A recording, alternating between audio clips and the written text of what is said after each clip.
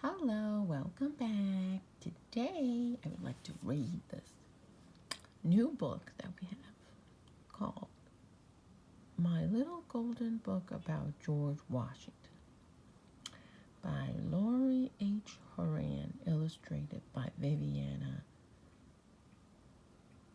Garofoli.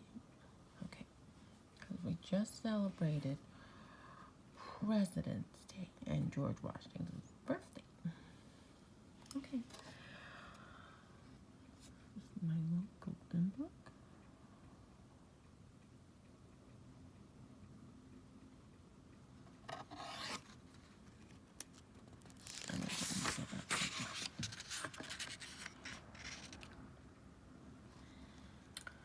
George Washington was the very first president of the United States.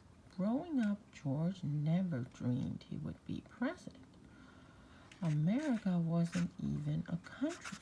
America was just 13 pieces of land called colonies that belonged to the country of England.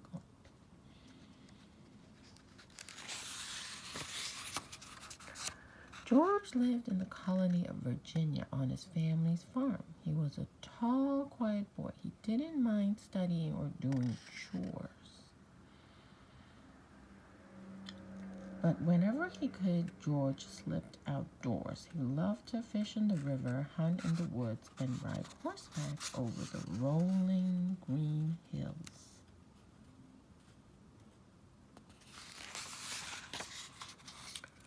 When George turned 20, he joined the army. England needed soldiers. Another country, France, was trying to take over some land near the colonies.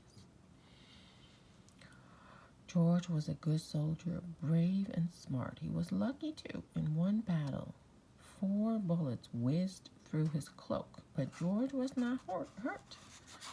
Working together, England and the colonies beat France. George went back home. He married a kind woman named Martha Curtis. George was happy. He had his own farm now, Mount Vernon, where he could fish and hunt and ride. But he didn't get to stay home for long. Trouble was brewing. The colonies didn't like the way England was treating them. They wanted to break off and form their own country. But the King of England said no. If the colonies wanted freedom, they would have to fight for it. People remembered how well George had fought against France. They asked him to lead a new war, this time against England. George agreed to become America's top general. He took charge of the entire army. The war lasted 8 years. George's men didn't have enough food, guns, or boots. At first, they lost more battles than they won.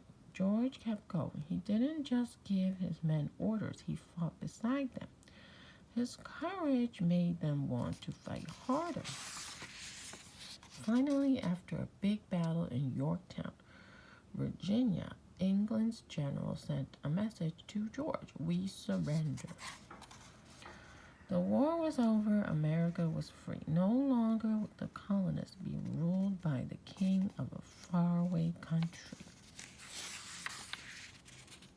The 13 colonies became the first states. These states formed a brand new country, the United States of America. Someone had to lead the country, someone brave and smart, someone who knew how to take charge.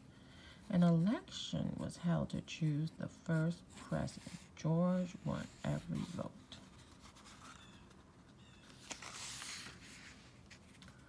George got right to work. He helped the states join together peacefully.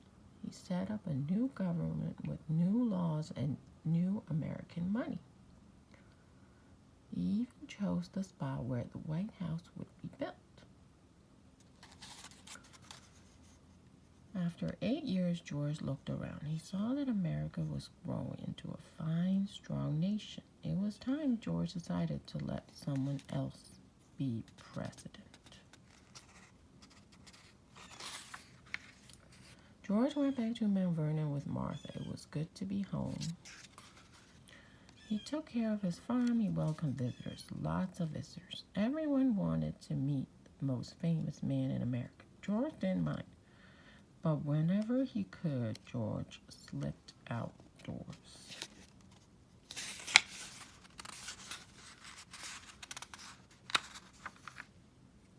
To fish in the river, hunt in the woods, and ride horseback over the rolling green hills.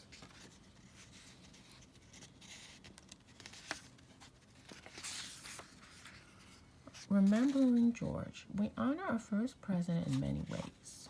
His picture is on our dollar bill and our quarter. It has been on many stamps. Our capital, where the president lives today, is named for him, Washington, D.C. And that's where the Washington Monument stands. His face was carved into a mountain called Mount Rushmore alongside other famous presidents.